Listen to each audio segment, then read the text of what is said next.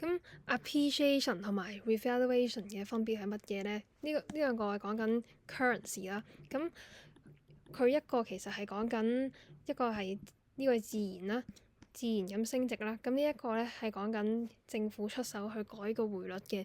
咁佢平時如果你考試有機會問到你嘅話咧，咁你要係點樣寫咧？其實係講緊 appreciation of currency 啦，佢係講緊rise in exchange rate， 跟住最主要係寫 underfolding 啦嘅 exchange rate systems 啦。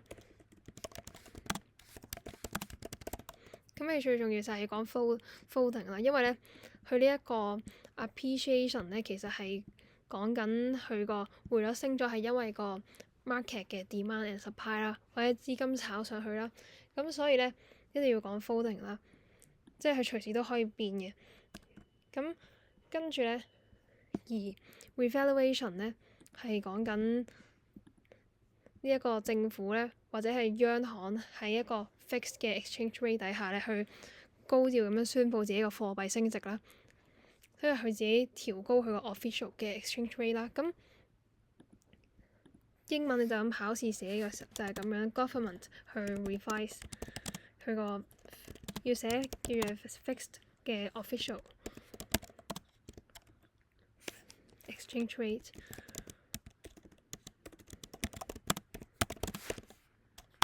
to higher level。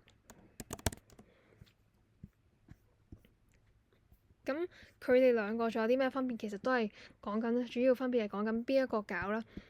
appreciation 佢嘅推手咧係講緊嗰啲投資者啦，或者係 trade 啦，或者係講緊佢個 interest rate 去升啦，或者資金流入，總之全部都係 market driven 嘅。